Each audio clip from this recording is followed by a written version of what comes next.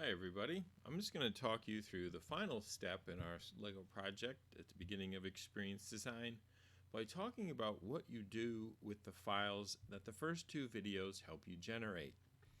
Remember, you should have everything organized in a folder, and I have switched to Windows for this video for that reason.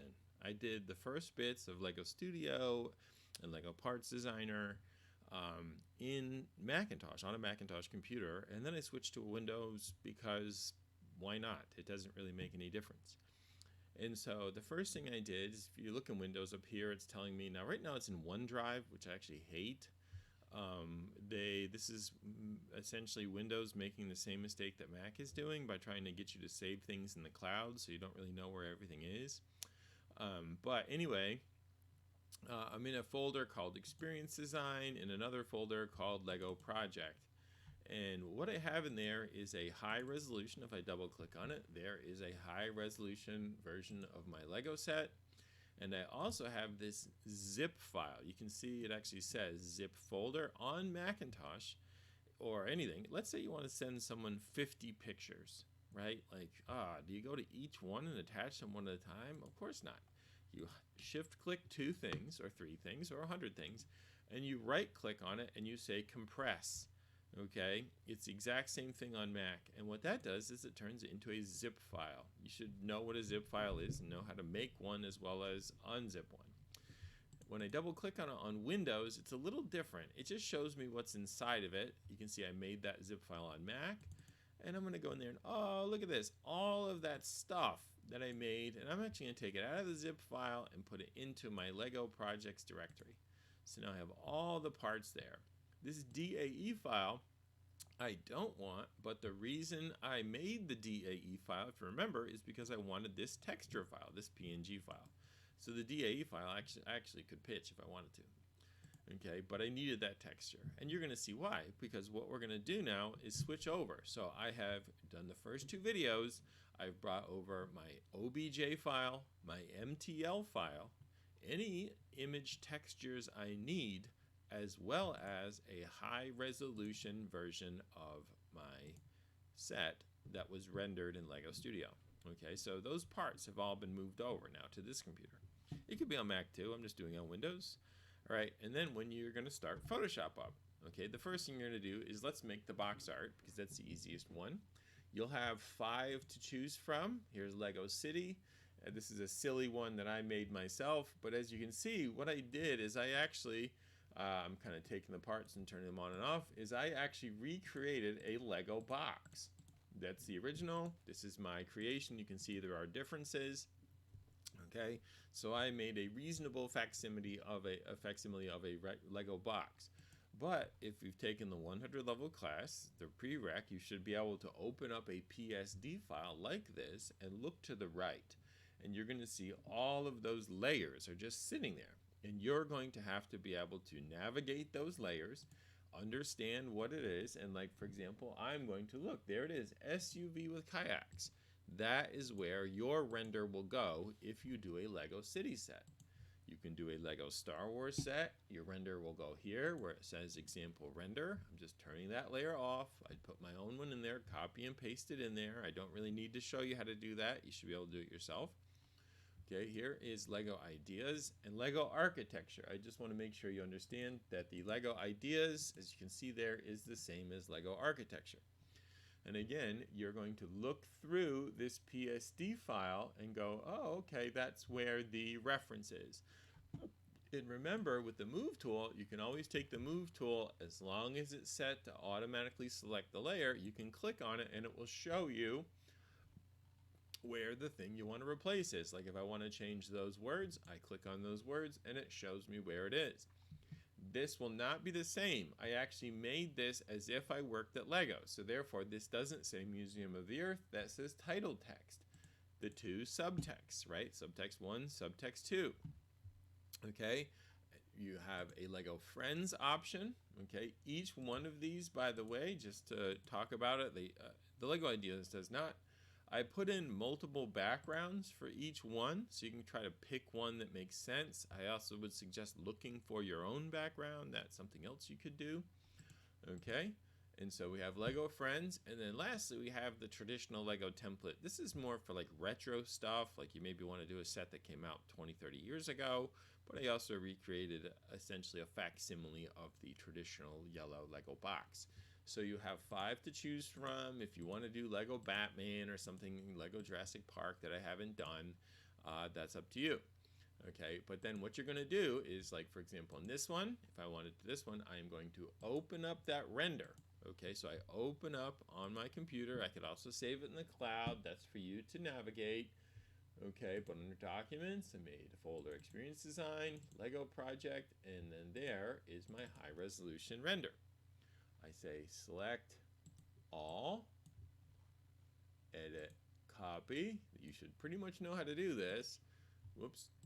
And then I'm going to say edit, paste. Okay, it's in there. It's way too big. Whoops. It is way too large. Whoops. Where did that go? There it is, layer 8. I pasted way down low. There it is. It was behind everything, and I keep grabbing on the thing. There we are. Okay, this is far too large, so I'm going to free transform it. Command T. Remember, you do not hold down Shift anymore in Windows, and there we go. Okay, and so this is the Spinosaurus on the traditional Lego box art. And while I'm there, I'm probably going to go to the effects button here and add a little bit of a drop shadow going that way, just to make it look a little bit more real. That is strange. Oh, I know why. Okay. When I rendered this in, let's just take a look at something that is there that you don't see is there. I'm going to take the magic wand tool and click outside of this. There is a, look at how that gets brighter. There actually was a clear shadow. We'll talk about that in class in the render. And so now when I do the drop shadow will only be on the dinosaur. There it goes. But do I want it down there? Do you see what I mean? And so I might want to make a drop shadow just on this. I'm not sure. Okay, but anyway, that's how you get it in there. It's up to you. Some instances, like in the Star Wars one or this, I didn't use a drop shadow. This one I did. You can see a little drop shadow there. These guys have a drop shadow, and that's the kind of design that you're going to have to do. Okay, and so anyway, so that is making the package, and then remember what I'm going to want is the PNG at the end. You will want to save the Photoshop document in case you make a typo, you want to go back and change something, but what I want from you is PNG files, essentially a high resolution PNG file in your presentation. And you don't want to shrink it, right? When you put this in your presentation, don't shrink the packaging down. We want to see what you've made. All right, so again, the first step is take the high resolution render from Lego Studio. It's a PNG file with transparency, and put it into the appropriate cover. The second thing you're going to do is going to be, it will involve Adobe Dimension. And that's why I have this picture from inside of my house. It's not a great picture, it's just my kitchen, and there's some dog food down there. Okay, and there's my skateboard helmet. And so anyway, but the reason we're doing this is because you have to fake a product shot. Okay, this is a very standard graphic design thing today. As I probably will say in class, most of the IKEA catalog is CGI. But I'm starting here in Photoshop because maybe I want to straighten this. Maybe I want to brighten it. Okay, so whatever image, I probably want to crop out the dog food if I was serious about it. But you're going to need an image of a real world place. And the thing that stinks about this, I should have probably put a coffee mug here or got a kid to stand back there or somebody's hands, because you're going to want something in the image to provide contextual information to your audience.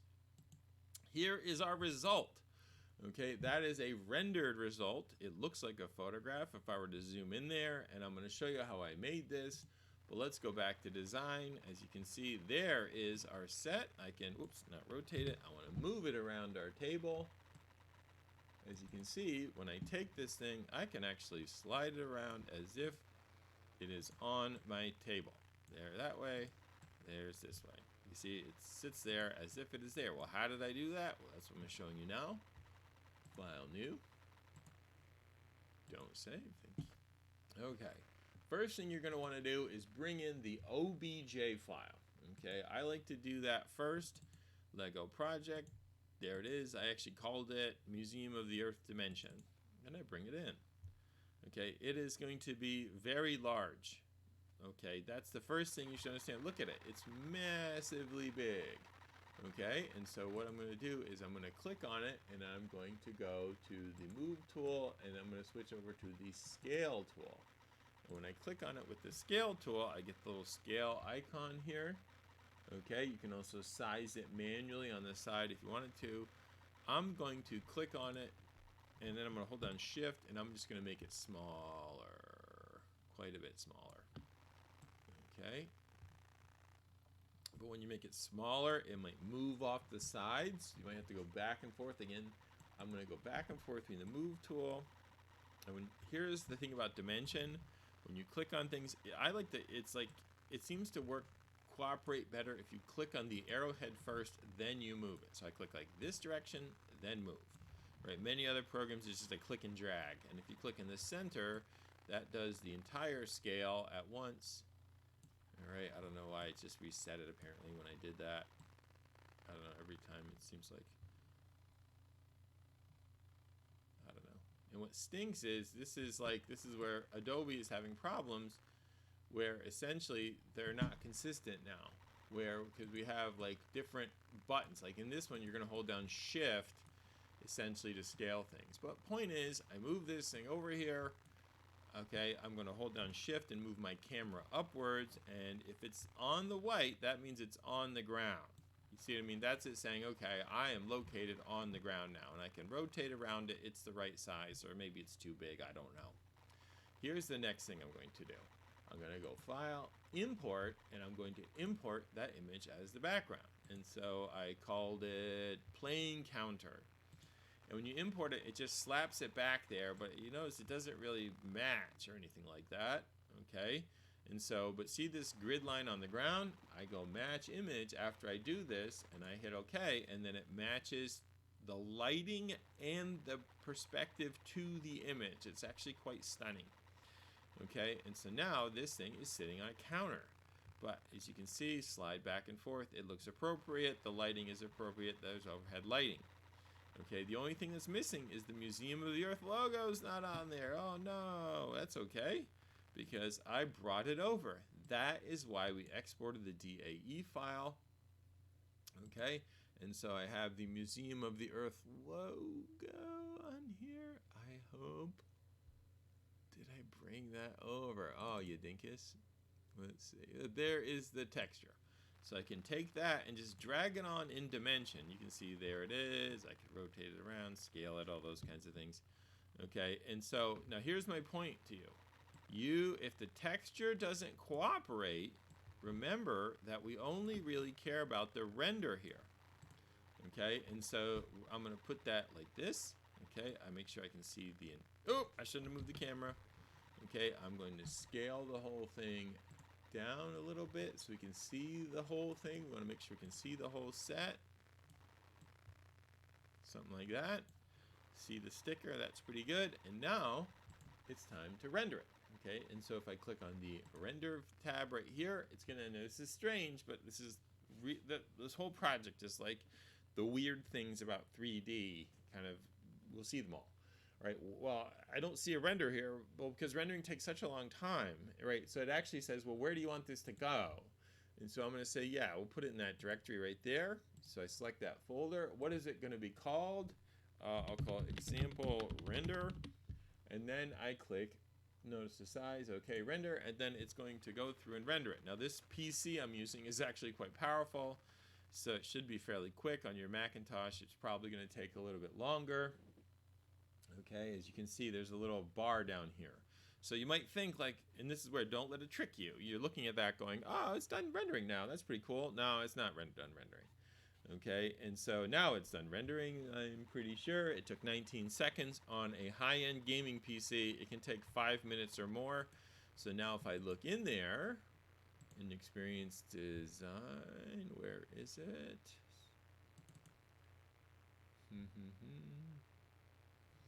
What did I call it? Documents, Experience Design, and I called it Example Render. There it is. And when I double click on it, I can open up in Photoshop.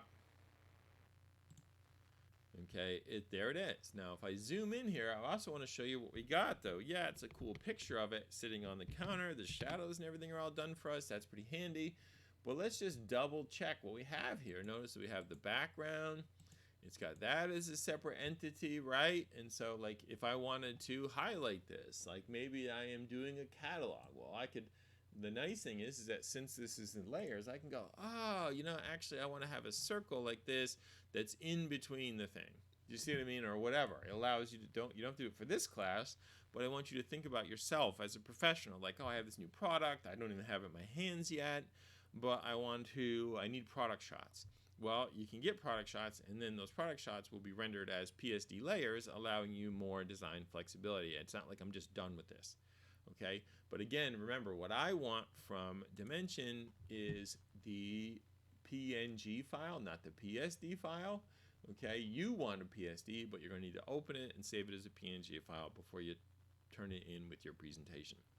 All right, but anyway, that is the final step of taking the render from Lego Studio and putting it into one of these templates, taking the 3D model from Lego Studio to LeoCAD to this, and putting it into Adobe Dimension, and then putting it onto a countertop or table of your choice and rendering it in what looks like a reasonable facsimile of a product shot.